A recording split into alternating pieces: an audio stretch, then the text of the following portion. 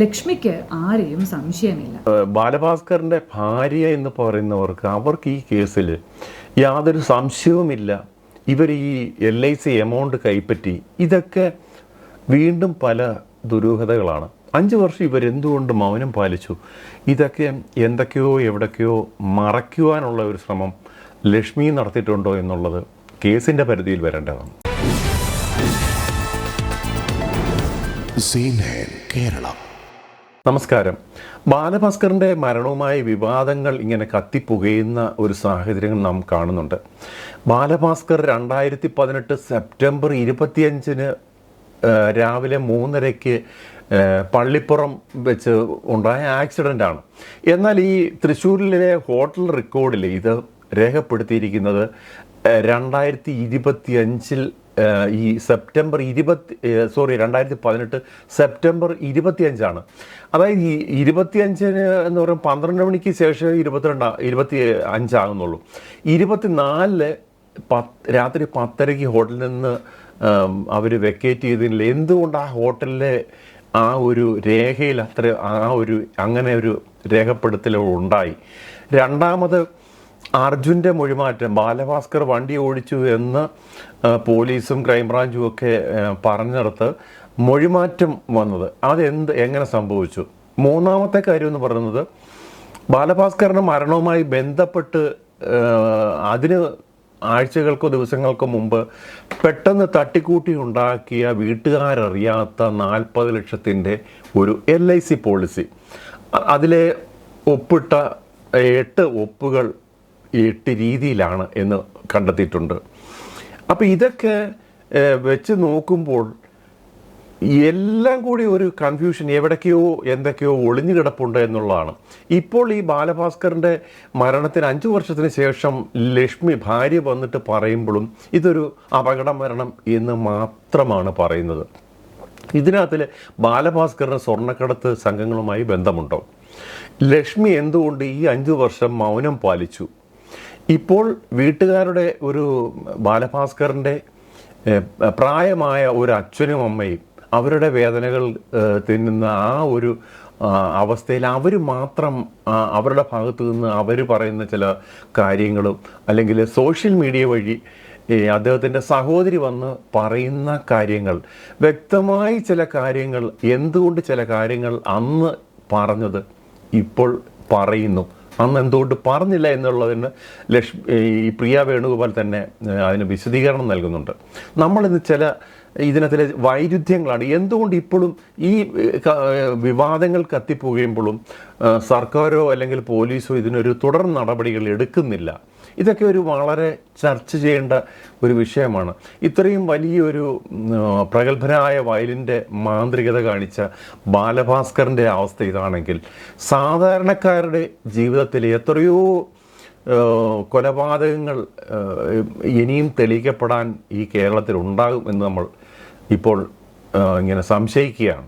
നമുക്ക് ആ പ്രിയ വേണുഗോപാൽ പറഞ്ഞ ചില കാര്യങ്ങളാണ് ഇന്ന് നമ്മൾ ഈ ലേറ്റസ്റ്റ് ആയിട്ട് വന്ന ചില അപ്ഡേഷനാണ് നമ്മൾ നോക്കുന്നത്. അന്നത്തെ ഒരു സാഹചര്യത്തിൽ ഇത് വളരെ സ്വാഭാവികമായി നടന്ന ഒന്നായിരുന്നെങ്കിൽ എല്ലാവരും ഒരുപോലെ ദുഃഖിതരായി ഇരിക്കുന്നതാണ് ഞങ്ങൾ കണ്ടിരുന്നതെങ്കിൽ, ദുഃഖിതരായി ഇരിക്കുക എന്നുള്ളതല്ല, അങ്ങനൊരു സീൻ കാണുക എന്നുള്ളതല്ല ഞാൻ ഉദ്ദേശിച്ചത്. പകരം ആ ദുഃഖമൊക്കെ മാറ്റി നിർത്തിയാണെങ്കിലും കൃത്യമായി വേണ്ടെടുത്ത് വേണ്ട രീതിയിൽ ഇടപെടുന്നതും നല്ല കാര്യങ്ങൾ എല്ലാവരും ഒരുമിച്ച് നിന്ന് ചെയ്യുന്നതുമായിരുന്നു കണ്ടിരുന്നതെങ്കിൽ ആരെയും സംശയിക്കാനുള്ള സാഹചര്യങ്ങൾ ഉണ്ടാകില്ലായിരുന്നു. ശരിയാണ്. ഈ ബാലഭാസ്കറിൻ്റെ മരണത്തിൽ ഭർത്താവ് നഷ്ടപ്പെട്ട ലക്ഷ്മി, ഈ ലക്ഷ്മിക്ക് എന്തുകൊണ്ട് ഇത്രയും നാൾ ഇതിനൊരു പ്രതികരണം? ഈ 5 വർഷത്തിന് ശേഷം ഒരു ചാനലിലെ ഈ ഒരു പ്രതികരണം കാണുമ്പോൾ അവർക്ക് നല്ല രീതിയിൽ സംസാരിക്കാൻ കഴിവുണ്ട്. ചില കാര്യങ്ങൾ ചോദിക്കുമ്പോൾ കഴിഞ്ഞ ദിവസം ഒരു സൈക്കോളജിസ്റ്റ് വന്നിട്ട് ഇവരുടെ സംസാരത്തിലെ വൈരുദ്ധ്യങ്ങളൊക്കെ, പ്രകാശൻ തമ്പിയുടെ കാര്യം പറയുമ്പോൾ മുഖത്തെ ഭാവവ്യത്യാസങ്ങളും മറ്റു കാര്യങ്ങളൊക്കെ അവരുടെ ഒരു അനലൈസ് ചെയ്ത വീഡിയോ വന്നിട്ടുണ്ടായിരുന്നു. നമ്മളിപ്പോൾ അതിലേക്കൊന്നും കടക്കുന്നില്ല. അതൊക്കെ കേസിൻ്റെ ഭാഗമായി പലതും തെളിയിക്കപ്പെടേണ്ട പല കാര്യങ്ങളുമുണ്ട്. ഈ ആക്സിഡൻറ്റ് നടന്നതിന് ശേഷം ഇതിനകത്തിലെ 2-3 കഥാപാത്രങ്ങളാണ്. ഒരു ലത, പൂന്തോട്ടം ലത, അതുപോലെ പ്രകാശൻ തമ്പി, പിന്നെ ഒരു വിഷ്ണു, ഇവരെല്ലാം അതുപോലെ അർജുൻ ഈ ഡ്രൈവർ ഇവരെല്ലാമാണ് ഇവർ 3-4 പേരുകൾ മാത്രം പറയുന്നെങ്കിലും ഇതിന് അപ്പുറമുള്ള കുറേ പേരുകൾ കൂടി ഇനിയും വരേണ്ടതായിട്ടുണ്ട്. അല്ലെങ്കിൽ ഈ മൊഴികൾ അന്ന് ഇവർ ഫേസ്ബുക്കിലും സോഷ്യൽ മീഡിയയിലുമൊക്കെ പോസ്റ്റ് ചെയ്ത ബാലഭാസ്കറിൻ്റെ കാര്യത്തിൽ കേസിൽ ഇതൊന്നും പോസിറ്റീവായി ഇവർ പറഞ്ഞിട്ടില്ല അല്ലെങ്കിൽ രേഖപ്പെടുത്തിയിട്ടില്ല. അതിനെക്കുറിച്ച് ഈ പറഞ്ഞ കാര്യങ്ങളെക്കുറിച്ച് എന്തുകൊണ്ട് ക്രൈംബ്രാഞ്ചോ അല്ലെങ്കിൽ പോലീസോ CBIയോ ഒരു വിശദമായ അന്വേഷണത്തിലേക്ക് പോയില്ല എന്നുള്ളതാണ്. ഈ അപകടം നടന്ന വിഷ്ണു ദുബായിലായിരുന്നു. സ്വർണ്ണക്കടത്തിലെ ഒരു പ്രധാന കണ്ണിയാണ് വിഷ്ണു പ്രകാശൻ നമ്പ്യാർ എന്നൊക്കെ നമുക്കറിയാം. വിഷ്ണു ഇവിടെ 27-ാം തീയതി വന്നതിന് ശേഷം ഇവർ ഹോസ്പിറ്റലിൽ ഒക്ടോബർ 2-നാണ് ബാലഭാസ്കർ വിട പറയുന്നത്. ഈ ഹോസ്പിറ്റലിലേക്ക് വന്ന് അവിടെ സൃഷ്ടിച്ച ചില സീനുകൾ എന്ന് പറഞ്ഞാൽ നമുക്ക് ഒരു വല്ലാത്തൊരു സീൻ അവിടെ ഉണ്ടാക്കി. ഇവരുടെ കുടുംബാംഗങ്ങളെല്ലാം വലിയൊരു ഹോട്ടലിലെ ഹാൾ എടുത്തു കഴിഞ്ഞപ്പോൾ അത് മാറണമെന്നൊക്കെ പറയുക എന്ന് വെച്ചാൽ ചിലവ് കുറയ്ക്കാൻ. അപ്പോഴും എന്തൊക്കെയോ ഇതിന് പിന്നിലെ ഈ ഇത്രയും വൈകാരികമായ കാര്യങ്ങൾ അവിടെ നടക്കുമ്പോൾ പോലും ഇവരുടെയൊക്കെ മനസ്സിലെ ചിന്തകളും പ്രവൃത്തികളും ഒക്കെ വളരെ പ്ലാൻഡ് ആയിരുന്നു തോന്നിപ്പോവും. മറിച്ച് ഞങ്ങൾ കണ്ടത് 27-ാം തീയതിയാണെന്ന് തോന്നുന്നു വിഷ്ണു ദുബായിൽ നിന്ന് തിരിച്ച് നാട്ടിലേക്ക് വന്ന ആ ദിവസം ഇയാൾ ആദ്യം ചെയ്തത് ഞങ്ങളുടെ മുറിയിലേക്ക് വരുന്നു. അവിടെ പരിചൻ്റെ അച്ഛനുണ്ട്, അമ്മാവന്മാരുണ്ട്, വലിയമ്മാവനും ഉണ്ട്, കൊച്ചമ്മാവനും ഉണ്ട്, ചിറ്റപ്പന്മാരുണ്ട്, ചിറ്റമാരുണ്ട്, ഞങ്ങളുണ്ട്. അവിടേക്ക് വന്നിട്ട് ഈ റൂം മാറണം എന്നാവശ്യപ്പെടുകയാണ്. അപ്പോൾ എന്തിനാണെന്ന് ചോദിച്ചപ്പോൾ ഒരു ചെറിയ റൂമിലോട്ട് മാറാം, അല്ലെങ്കിൽ പുറത്ത് ഹോട്ടൽ റൂമിലേക്ക് കുറച്ച് ഫ്രണ്ട്സ് മാറുന്നുണ്ട്, അപ്പോൾ ഒന്നുകിൽ അങ്ങനെ ചെയ്യാം. 2 മുറികളാണ് എടുത്തിരുന്നത്. ഒരു പ്രസിഡൻഷ്യൽ സ്വീറ്റായിട്ട് 2 മുറികൾ, വലിയ മുറികളാണ് എടുത്തിരുന്നത് ഇത്രയും പേരുള്ളത് കൊണ്ട്. മറ്റേ മുറിയിൽ, 2ാമത്തെ മുറിയിൽ അർജുൻ്റെ ബന്ധുക്കളുണ്ട്, ലതയുണ്ട്, ലതയുടെ ബന്ധുക്കളുണ്ട്, ലക്ഷ്മിയുടെ അനിയൻ വന്ന് പോകാറുണ്ടായിരുന്നു. അപ്പോൾ ഈ 2 റൂമുകളും ഒഴിഞ്ഞ് ചെറിയ റൂമുകളിലേക്ക് മാറുക. അവർ മാറുന്നുണ്ട്, നിങ്ങളും മാറുന്നതാണ് നല്ലത്. എന്തിനാണ് എന്ന് ഒന്നുകൂടെ ചോദിച്ചപ്പോൾ ചെലവ് കുറയ്ക്കാൻ എന്നാണ് പറഞ്ഞത്. അന്ന് വളരെ ഇത് കേട്ടിട്ട് കർക്കശമായി തന്നെ വല്യമ്മാവൻ ഉത്തരം പറഞ്ഞു, ബാലുചേട്ടൻ്റെ ഗുരു വല്യമ്മാവൻ തന്നെ ഉത്തരം പറഞ്ഞു, അത് വേണ്ട, ഞങ്ങൾ ഇവിടെ തന്നെ നിന്നോളാം, ചെലവ് ഞാൻ നോക്കിക്കോളാം, നോക്കണ്ട, അതിൻ്റെ ആവശ്യമില്ല, ഞങ്ങൾ മാറുന്നില്ല, ഇവിടെ തന്നെ ഉണ്ടാകും എന്ന് പറഞ്ഞു. ആ സാഹചര്യത്തിലാണ് വിഷ്ണു സോമസുന്ദരത്തെ ഞങ്ങൾ ശ്രദ്ധിക്കാൻ തുടങ്ങി. ഇപ്പോൾ ഈ കേസ് രണ്ടാമതൊരു റീഓപ്പൺ ചെയ്യേണ്ട ഒരു സാഹചര്യം കുടുംബം പലതും പറഞ്ഞെങ്കിലും അതൊന്നും മുഖവിലക്കെടുക്കാതെ ഇങ്ങനെ തള്ളിപ്പോകുന്ന ഒരു സാഹചര്യമായിരുന്നു. പക്ഷേ അടുത്ത സമയത്തുണ്ടായ ഒരു അർജുനുമായി ബന്ധപ്പെട്ട ഒരു സ്വർണ്ണ കടയുടമയുമായി ബന്ധപ്പെട്ട നമ്മളെല്ലാം വായിച്ചതാണ്. 3 കിലോ സ്വർണം കൊണ്ടുപോകുന്ന ഇതിൽ ഈ അർജുനാണ് അതിനെ പ്രധാന പ്രതിയെ സംരക്ഷിച്ചു കൊണ്ടുപോകുന്ന ഒരു. അപ്പോൾ ആ കേസിൽ ഉൾപ്പെട്ട് കഴിഞ്ഞപ്പോഴാണ് ഈ കേസ് ഇപ്പോൾ വീണ്ടും പൊങ്ങുന്നത്. അർജുൻ്റെ മൊഴിമാറ്റം ഉൾപ്പെടെയുള്ള കാര്യങ്ങൾ എന്തുകൊണ്ട് ഇവർ വീണ്ടും അന്വേഷണ പരിധിയിൽ കൊണ്ടുവരുന്നില്ല എന്നുള്ളതാണ് വീട്ടുകാരുടെ അന്നും പറഞ്ഞ കാര്യവും ഇന്ന് പറയുന്ന സംശയങ്ങളും ഇന്നും വ്യക്തമല്ല. അർജുൻ മൊഴിമാറ്റിയത് അറിയണം എന്ന് തന്നെ പറഞ്ഞ് കേസ് കൊടുക്കണം എന്ന് പറഞ്ഞു. പക്ഷെ കേസിൻ്റെ ഭാഗമായിട്ടില്ല ലക്ഷ്മി, ഒരു വിറ്റ്നസ് എന്നുള്ള നിലയിലല്ലാതെ. നമ്മൾ ഈ ഒരു കാര്യത്തിൽ കേരള സമൂഹം ഉൾപ്പെടെയുള്ള എല്ലാവരും ചിന്തിക്കുന്ന ബാലഭാസ്കറിൻ്റെ ഒരു അപകടത്തിൽ മരിച്ചുവെങ്കിലും അതിന് കൃത്യമായ ഒരു പ്ലാനിങ് ഇതിൻ്റെ പിന്നിലുണ്ടായിരുന്നുവെന്ന് തൃശ്ശൂർ മുതൽ ഈ അപകടം നടക്കുന്ന സ്പോട്ട് വരെയുള്ള CCTV ദൃശ്യങ്ങളും കൊല്ലത്തെ ജ്യൂസ് കടയിൽ നിന്ന് ജ്യൂസ് വാങ്ങിച്ചു കൊടുത്തു കഴിഞ്ഞപ്പോൾ ഡീപ്പ് സ്ലീപ്പിലേക്ക് ബാലഭാസ്കർ പോയതുൾപ്പെടെയുള്ള കാര്യങ്ങൾ നടന്നിട്ടുണ്ട്. പക്ഷേ ഇന്ന് ലക്ഷ്മി ഈ കേസ് ഒരു അപകട മരണമായിട്ട് തന്നെ സ്വന്തം മകള് നഷ്ടപ്പെട്ടു, ബാലഭാസ്കർ ഭർത്താവ് നഷ്ടപ്പെട്ടിട്ടും ഇതിനെക്കുറിച്ചൊരു അന്വേഷണം വേണമെന്ന് ലക്ഷ്മി എന്തുകൊണ്ട് പറയുന്നില്ല? അതാണിപ്പോൾ ഈ കേരള സമൂഹം ചിന്തിക്കുന്ന ഒരു കാര്യം. എന്തുകൊണ്ട് ഇവർ എന്തൊക്കെയോ മറയ്ക്കുന്നു എന്നുള്ളതാണ്. പല കമൻസിലും കണ്ടു ലക്ഷ്മിയുടെ വീട്ടുകാരും ഒരു കേസ് നടത്തുന്നുണ്ട്. അവർ കേസ് നടത്തുന്നതല്ല, അത് സ്വാഭാവികമായി വരുന്ന ഒരു ആക്സിഡന്റ് കേസിലുള്ള FIR ആണ്. FIRലെ ഫസ്റ്റ് ഇൻഫോർമൻ്റ് ആണ് ലക്ഷ്മിയുടെ സഹോദരനായ പ്രസാദ്. വീട്ടുകാർ പറഞ്ഞ സംശയങ്ങളൊന്നും ദൂരീകരിക്കാതെയാണ് ഈ കേസ് കൺക്ലൂഡ് ചെയ്തിട്ടുള്ളത്. അർജുൻ്റെ ഡ്രൈവ് ചെയ്തത് ബാലഭാസ്കർ ആണെന്ന് പറഞ്ഞത് ഫോറൻസിക് റിപ്പോർട്ടിൻ്റെ അടിസ്ഥാനത്തിലും മറ്റ് ഇതിലുമൊക്കെ ഈ അർജുനാണെന്ന് കണ്ടെത്തിയിട്ടുണ്ട്. എന്നാൽ അർജുൻ്റെ മൊഴികളിൽ ഇതിനകത്ത് ഇവർ ചോദ്യം ചെയ്യലിൽ ഇതിനെക്കുറിച്ച് വ്യക്തമായ പരാമർശങ്ങളൊന്നും ഈ കേസുമായി ബന്ധപ്പെട്ട് ചോദ്യം ചെയ്യപ്പെട്ടിട്ടില്ല, അല്ലെങ്കിൽ പറഞ്ഞിട്ടില്ല എന്നുള്ളതാണ് സത്യം. മൂന്നാമത്തെ കാര്യമെന്ന് പറയുന്നത് ഏറ്റവും ദുരൂഹതയുള്ളത് ആ പോളിസി തന്നെയാണ്. ഈ പോളിസി ഈ പെട്ടെന്ന് എടുത്തിട്ട് ഇത് ഒരു ക്ലെയിമിന് വേണ്ടി പ്ലാൻ ചെയ്തെടുത്ത ഒരു പോളിസിയാണ്. അതുപോലെ തന്നെ അതിൽ ചെക്ക് കൊടുത്തേക്കുന്നത് തേർഡ് പാർട്ടിയാണ്. അപ്പോൾ ഇങ്ങനെയൊക്കെ LIC സ്വീകരിക്കുന്ന ഒരു പോളിസി തന്നെ ഇല്ല. പക്ഷേ എന്തുകൊണ്ട് ഈ LICയിലുള്ള ഉദ്യോഗസ്ഥർ പോലും ഇതിന് കൂട്ടുന്നു? അവർ ചിലപ്പം പോളിസി എടുക്കാൻ വേണ്ടി ചെയ്ത ഒരു പരിപാടിക്ക് ചിലപ്പോൾ കൂട്ടുന്നതായിരിക്കും. പക്ഷേ അങ്ങനെ ഒരു ദുരൂഹ സാഹചര്യത്തിലെടുത്ത പോളിസി ഉൾപ്പെടെയുള്ള എടുത്തതിനെക്കുറിച്ച് പോലും വീണ്ടും ഒരു അന്വേഷണം നടത്തുകയാണെങ്കിൽ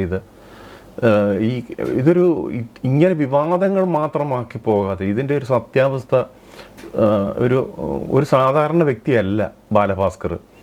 അദ്ദേഹത്തിൻ്റെ പ്രശസ്തി എന്ന് പറഞ്ഞാൽ ലോകമെമ്പാടുമുള്ള മലയാളികളും മറ്റുള്ളവരും നോക്കിക്കാണുന്ന ഒരു വ്യക്തിയായിരുന്നു. അദ്ദേഹത്തിൻ്റെ മരണത്തിലെ സ്ഥിരീകരണം ഇപ്പം അദ്ദേഹത്തിൻ്റെയും അദ്ദേഹത്തിൻ്റെ കുടുംബക്കാരും ഒക്കെ പിൻ പോയിൻ്റ് ചെയ്തുള്ള ആരോപണങ്ങൾ, അദ്ദേഹം കള്ളക്കടത്തുകാരനായിരുന്നെങ്കിൽ അത് പുറത്തു വരട്ടെ. പക്ഷേ ഈ സോഷ്യൽ മീഡിയ വഴിയും മറ്റു രീതിയിലുമൊക്കെ പ്രചരിപ്പിക്കുന്ന ഒരു കാഴ്ചകൾ മാത്രമാണ് നമ്മൾ കാണുന്നത്. ഈ LIC പോളിസി വേണ്ടതൊക്കെ ചെയ്ത് ലക്ഷ്മിയുടെ ഒപ്പോടുകൂടി സബ്മിറ്റ് ചെയ്തിട്ടുണ്ട് എന്ന് വിഷ്ണു ആദ്യഘട്ടത്തിൽ മൊഴി കൊടുത്തിട്ടുണ്ടായിരുന്നു. 2021 മാർച്ചിൽ തന്നെ ആ LIC പോളിസിയുടെ തുക 96 lakhs ലക്ഷ്മിയുടെ അക്കൗണ്ടിലേക്ക് തന്നെ ട്രാൻസ്ഫർ ചെയ്തതായി LICയുടെയും ഇൻഫർമേഷൻ ഉണ്ട്. ഈ തീർപ്പാക്കിയത് LICയുടെ ഉള്ളിൽ തന്നെ വലിയൊരു ഇന്റേണൽ ഓഡിറ്റിന് കാരണമായ ഒരു സ്റ്റാഫിനെ പുറത്താക്കേണ്ടി വന്ന ഒരു കേസിലാണ് എന്നത് ഒന്നുകൂടി എടുത്ത് ചിന്തിക്കണം. ഇതിൽ LICയിലെ ഉദ്യോഗസ്ഥരുടെ പങ്ക് പോലും നമ്മൾ അന്വേഷിക്കേണ്ടതാണ്.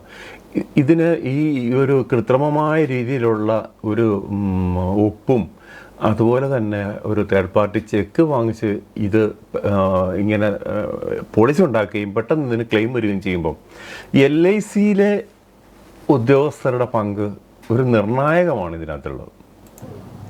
CBI ബാലഭാസ്കർ വളരെ ധൃതി വെച്ച് ഒപ്പിട്ടതാണ്, സംശയിക്കാനൊന്നുമില്ല എന്ന് പറഞ്ഞ് ഒരു ലെറ്റർ നൽകിയാണ് ഈ എമൗണ്ട് റിലീസ് ചെയ്യിപ്പിച്ചത്.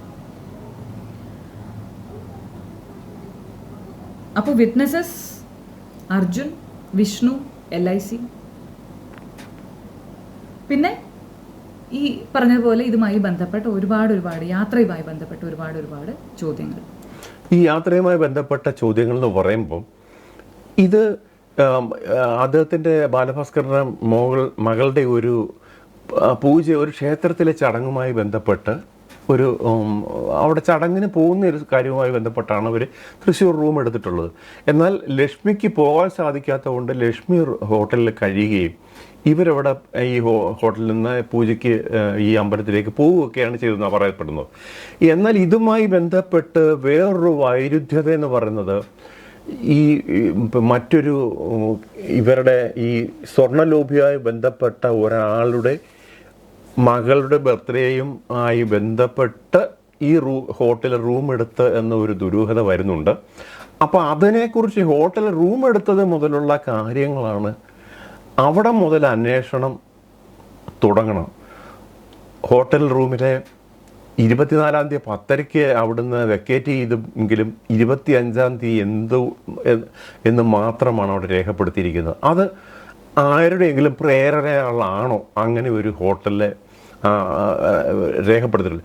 ബാലു ഇവിടുന്ന് പോകുമ്പം നേരത്തെ വെക്കേറ്റ് ചെയ്ത ആണെന്ന് പറഞ്ഞിട്ട് അവിടുന്ന് 5 സ്റ്റാർ ഹോട്ടലൊക്കെ ആയിരിക്കുമല്ലോ ഇവർ പോയി സ്റ്റേ ചെയ്യുന്നത്. അപ്പോൾ അവിടുന്ന് ഡിസ്കൗണ്ട് കൈപ്പറ്റിയിട്ടുണ്ട്. അപ്പോൾ ഇങ്ങനെയൊക്കെയുള്ള ഇതിനകത്തിലെ ഒത്തിരി ഈ നമ്മുടെ കേസിൻ്റെ പരിധിയിൽ വരാത്ത, അല്ലെങ്കിൽ കേസ് അന്വേഷിക്കുമ്പോൾ അവർ ചോദിക്കാത്ത പല ഇടങ്ങളുമുണ്ട്. അതിനെക്കുറിച്ചൊക്കെ ഒരു പുനരന്വേഷണം, ഒരു നീതിന്യായ പീഠത്തിൻ്റെ മുന്നിൽ വരുമ്പോൾ ഇത് കേസ് റീഓപ്പൺ ചെയ്യുകയാണെങ്കിൽ ഇത് ഇപ്പോഴത്തെ ഒരു ഇത് വെച്ച് തീർച്ചയായും ഇതിൻ്റെ സത്യം പുറത്തു വരാനുള്ള സാധ്യതകളുണ്ട്. ലക്ഷ്മിക്ക് ഇതിനകത്തിലുള്ള LICയിലെ പോളിസിയിലെ ലക്ഷ്മിയുടെ ഒപ്പ് ഒറിജിനലാണെന്നും മറ്റ് ബാലഭാസ്കറിൻ്റെ ഒപ്പുകളെല്ലാം വൈരുദ്ധ്യതയുണ്ടെന്നൊക്കെ പറയുമ്പം തേർഡ് പാർട്ടി ചെക്ക് കൊടുത്തത് ഉൾപ്പെടെ ഉള്ളത്, അതുപോലെ അർജുൻ്റെ മൊഴിമാറ്റം, ഈ പ്രകാശൻ തമ്പിയും അതുപോലെ അദ്ദേഹത്തിൻ്റെ സന്തത സഹചാരി അല്ലെങ്കിൽ വിഷ്ണു, ഇവരൊക്കെ ഗോൾഡ് സ്മഗ്ലിങ്ങുമായിട്ടുള്ള ബന്ധപ്പെട്ടവരുടെ ഇടപെടലുകൾ, ഇതെല്ലാം ഈ കേസിലെ ഓരോ അന്വേഷണത്തിനും ഇവർ വേർതിരിച്ച് അന്വേഷണം നടത്തേണ്ടതാണ്. ലൈവുകളിലും അല്ലാതെയും ഒക്കെ പ്രതികരിക്കുന്നതും കണ്ടതാണ്. ഒരുപാട് എഫേർട്ട് ഇട്ടതിന് ശേഷം ഇദ്ദേഹവുമായിട്ട് ഒരു കമ്മ്യൂണിക്കേഷൻ സാധ്യമായ സമയത്ത് ഇദ്ദേഹം പറഞ്ഞത് 25-ാം തീയതി രാവിലെ എറണാകുളത്ത് ഒരു ഇറ്റാലിയൻ ഡിസൈനറിനെ കാണാനുള്ള ഒരു പ്ലാൻ ഉണ്ടായിരുന്നു. അപ്പോൾ ബാലു ഈ വഴി വരും എന്നാണ് എന്നോടും പറഞ്ഞിരുന്നത്. അതുകൊണ്ട് എനിക്ക് സംശയമുണ്ട്, ഞാനും അന്വേഷിക്കാം എന്നാണ് ഇദ്ദേഹം പിന്നീട് പറഞ്ഞത്. പക്ഷേ അങ്ങനൊരു മൊഴി അദ്ദേഹം കൊടുത്തതായിട്ട് എങ്ങുമില്ല, രേഖകളിലൊന്നുമില്ല. അതേ തുടർന്ന് ഈ വ്യക്തി തന്നെ എന്തെങ്കിലും കാര്യത്തിൽ ഇടപെട്ടതായും അറിയില്ല. അപ്പം ഇങ്ങനെയൊക്കെ ഒരുപാട് കാര്യങ്ങൾ ഉള്ള സമയത്താണ് ബാലുചേട്ടൻ്റെ പെട്ടെന്നുള്ളൊരു തീരുമാനം, രാത്രി തന്നെ പുറപ്പെടണം എന്നുള്ള തീരുമാനം. അതും ഉറങ്ങുകയായിരുന്ന അർജുനെ ഉണർത്തി ബാലുചേട്ടൻ എടുത്തൊരു തീരുമാനം എന്നൊക്കെ പറയുന്നത് വരെ നമ്മൾ കേട്ടത്. ലക്ഷ്മിയുടെ തന്നെ സുഹൃത്തുക്കളാണ് പല ഓഡിയോ വ്ളോഗേഴ്സുമായിട്ടുള്ള സംസാരത്തിലും ഒക്കെ പറഞ്ഞത്. ഉറങ്ങുകയായിരുന്ന അർജുനെ, മരുന്ന് കഴിച്ചിട്ട് ഉറങ്ങുകയായിരുന്ന അർജുനെ ബാലുചേട്ടൻ എണീപ്പിച്ചു പോലും. ഇതൊക്കെയാണ് കേസിലെ വൈരുദ്ധ്യങ്ങൾ പറഞ്ഞത്. ബാലു ഏത് സ്ഥലത്തേക്ക് യാത്ര പോകുമ്പോഴും അതുപോലെ തിരിക്കുമ്പോഴും ഒക്കെ അച്ഛനെ വിളിച്ചൊരു ബ്രീഫായിട്ട് പറയുമായിരുന്നു, ഞാൻ ഇവിടെ നിന്ന് തിരിക്കുകയാണ്, ഇത്ര മണിക്ക് വരും, അല്ലെങ്കിൽ അവിടെ എത്തി എന്നൊക്കെ പറഞ്ഞു. അപ്പോൾ അച്ഛനോട് പറഞ്ഞിരുന്ന പിറ്റേ ദിവസം വരുമെന്ന് പറഞ്ഞിരുന്ന ബാലു എന്തുകൊണ്ട് ഈ അർജുന് മരുന്ന് കഴിച്ച് ഉറങ്ങുകയായിരുന്നു പറഞ്ഞ, എന്നാലും രാത്രി 10:30-ക്ക് ഇവരൊക്കെ ഉറങ്ങുക എന്നൊക്കെ പറയുമ്പോൾ ഒരു 10, 10:30, 11 മണിയൊക്കെ നമുക്ക് പ്രതീക്ഷിക്കാം. ഈ ഉറങ്ങുകയായിരുന്ന അർജുനെ വിളിച്ചുണർത്തി അവിടുന്ന് വെക്കേറ്റ് ചെയ്ത് വന്നു എന്നൊക്കെ പറയുമ്പോൾ ഇതിനകത്തിൽ അടിമുടി ദുരൂഹതകൾ തന്നെ ബാക്കിയാണ്. കേസ് അന്വേഷണത്തിൽ ഇതൊക്കെ എന്തുകൊണ്ട് ഇതൊക്കെ സ്പർശിക്കാതെ പോയി എന്നുള്ളത് മറ്റൊരു നമ്മൾ ചിന്തിക്കേണ്ട കാര്യം. അർജുൻ തന്നെയാണ് പറഞ്ഞത്, മരുന്ന് കഴിച്ചു എന്നറിഞ്ഞാൽ ബാലുമാൻ എന്നെ ഓടിക്കാൻ സമ്മതിക്കാറില്ല. അപ്പോൾ ഇവിടെയൊക്കെ തന്നെ തമ്മിൽ യാതൊരു പൊരുത്തവും ഇല്ല എന്നുള്ളത് വ്യക്തമല്ലേ.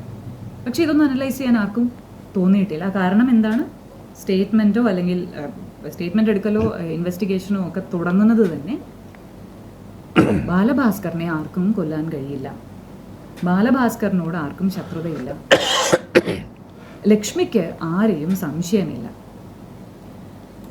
ഇതൊരു വലിയ ഒരു വൈരുദ്ധ്യതയാണ് വീട്ടുകാരുടെ ഭാഗത്തു നിന്ന്. ഇപ്പോൾ ഈ അച്ഛനും അമ്മയും അവർ പാവപ്പെട്ട അവർ വീട്ടിൽ ഇരുന്ന് പറഞ്ഞ കാര്യമല്ലാതെ ഈ സിസ്റ്റർ ഈ പ്രിയ വേണുഗോപാൽ വന്ന് പറയുന്ന കാര്യങ്ങളാണ് ഇപ്പോൾ ഈ കേസിൻ്റെ ഈ ചർച്ചയിലേക്ക് വഴിവെക്കുന്നത്. ബാലഭാസ്കറിൻ്റെ ഭാര്യ എന്ന് പറയുന്നവർക്ക് അവർക്ക് ഈ കേസിൽ യാതൊരു സംശയവുമില്ല.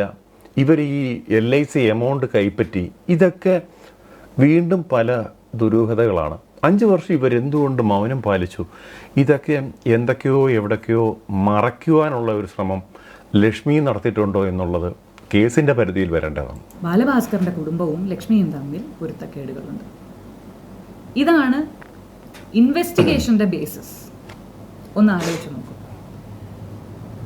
ഗോൾഡ് സ്മഗ്ലേഴ്സ് എന്ന് ലോകം തിരിച്ചറിഞ്ഞ കൊഫെപോസ പോലെയുള്ള ഇതൊക്കെ വരെ ചുമത്തപ്പെട്ട ആൾക്കാർ പറയുന്ന സ്റ്റേറ്റ്മെൻറ്റുകൾക്ക് പോലും വിലയുണ്ട്. അവിടെയാണ് ഞങ്ങൾ ഉന്നയിച്ച കൃത്യമായ സംശയങ്ങൾ പരിശോധിക്കപ്പെടാതെ പോയിട്ടുള്ളത്. ശരിയാണ്. ഇതിനകത്തിൽ ഈ സ്വർണ്ണ മാഫിയകൾ പറയുന്ന സ്റ്റേറ്റ്മെൻറ്റുകൾ, ഈ പറയുന്ന അർജുൻ ഉൾപ്പെടെയുള്ള കാര്യങ്ങൾ ഡ്രൈവ് ചെയ്തു ഇല്ല എന്ന് പറഞ്ഞത് ഡ്രൈവറായി എന്ന് കണ്ടെത്തി. എന്നിട്ട് പോലും ഇതിന് അതുപോലെ തന്നെ കലാഭവൻ ശോഭയുടെ വെളിപ്പെടുത്തലുകൾ, ഇതെല്ലാം ഒരു അപകടം നടക്കുന്നതിന് മുൻപുള്ള 2 കിലോമീറ്റർ മുമ്പുള്ള ഏകദേശം ആ ഒരു മാർബിൾ കടയുടെ അടുത്തുള്ളൊരു പമ്പിൽ അവിടെ വെച്ചൊരു ഇവർ വേറൊരു കാറ് വന്ന് ഇവരുടെ കാറിൽ ഉരസുന്നോ അവിടെ വെച്ച് വാക്കേറ്റം നടന്നെന്നൊക്കെ പറയുന്നുണ്ട്. അതിന് ശേഷമാണ്, അതുകൊണ്ടാണ് സോബി ഈ അപകടം നടന്ന കാർ ഇതാണെന്ന് പെട്ടെന്ന് ഐഡൻറ്റിഫൈ ചെയ്തൊക്കെ. അപ്പം ഈ സോബിയെ ശരിക്കും ഇവരൊരു മാനസിക രോഗിയാക്കി മാറ്റുകയായിരുന്നു ഈ കേസ് അന്വേഷണത്തിൽ ചെയ്തത്. എന്നാൽ ഇത്രയും ഈ മുകളിൽ സത്യം ഉണ്ടെന്ന് പറയുന്ന ഒരു ദൈവം ഉണ്ടെന്ന് പറയുന്നിടത്ത് ഇത്രയും വലിയ ഒരു തെളിവ് ഈ രാത്രിയിൽ കിട്ടുക എന്നുള്ളത് വളരെ ആശ്ചര്യമുള്ള ഒരു കാര്യമാണ്. അതെങ്ങനെ സോബിക്ക് അത് ആ കാര്യങ്ങൾ മനസ്സിലാക്കി അത് മൊഴി കൊടുക്കുക കണ്ടാൽ പോലും ചില പറയണമെന്നില്ല. സോബി അത് പറഞ്ഞത് ഇത്രയും ഈ കലാരംഗത്തുള്ള ഒരാളായതുകൊണ്ടാണ് സോബി അത് തുറന്നു പറഞ്ഞതെന്ന് നമുക്ക് മനസ്സിലാക്കാം. ബാലഭാസ്കറിനുള്ള അത്രയും വലിയൊരു ഇഷ്ടവും കൊണ്ടായിരിക്കും പറഞ്ഞത്. പക്ഷേ ഇതെന്നും മുഖവിലേക്ക് എടുക്കാതെ കേസുമായി ബന്ധപ്പെട്ട സ്വർണ്ണക്കടത്തുകാർ പറയുന്ന കേസ്, ഇവർ ബാലഭാസ്കറിൻ്റെ ലക്ഷ്മിയും കുടുംബവുമായിട്ടുള്ള അകലച്ചകളും അല്ലെങ്കിൽ ബാലഭാസ്കറിന് ഈ കള്ളക്കടത്ത് ബന്ധപ്പെട്ട ഇതുണ്ടോ എന്ന് ചോദിക്കുമ്പോൾ നോ എന്നുള്ള ആൻസറുകളാണ് ഈ പറഞ്ഞ ഇവരെല്ലാം കൊടുത്തിട്ടുള്ളത്. പക്ഷേ എന്തൊക്കെയോ എവിടേക്കോ ദുരൂഹതകൾ ബാക്കി നിൽക്കുകയാണ്.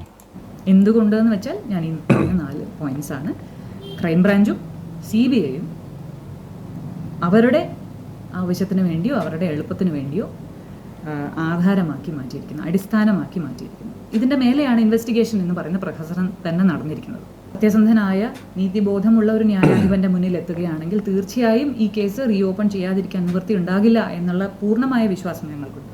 കാരണം ഈ പറഞ്ഞതുപോലെ അർജുൻ എന്നുള്ളൊരു ഒറ്റ ഫോക്കസ് പോയിന്റ് മാത്രം മതി ഇത് കേസ് റീഓപ്പൺ ചെയ്യാൻ, അല്ലെങ്കിൽ വീണ്ടും അന്വേഷിക്കാൻ. ശരിയാണ്. ഈ കേസ് ഇപ്പോൾ സ്വർണ്ണക്കടത്ത് ലോപികമായുള്ള ബന്ധം അർജുൻ്റെ ഈ പിന്നെ അവിടെ നടന്ന സ്വർണ്ണക്കടത്തിലെ പ്രതിയായപ്പോൾ വ്യക്തമായിരിക്കുകയാണ്.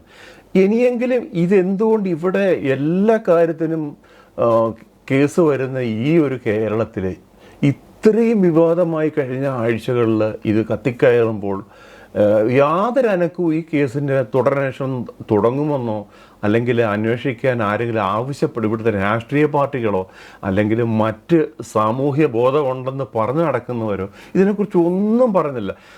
ഇത് പറയുന്ന കുറേ യൂട്യൂബേഴ്സും അല്ലെങ്കിൽ ബാലഭാസ്കറിൻ്റെ ഭാഗത്ത് നിന്നുള്ള ഈ സഹോദരി പ്രിയ വേണുഗോപാലും മാത്രമാണ്.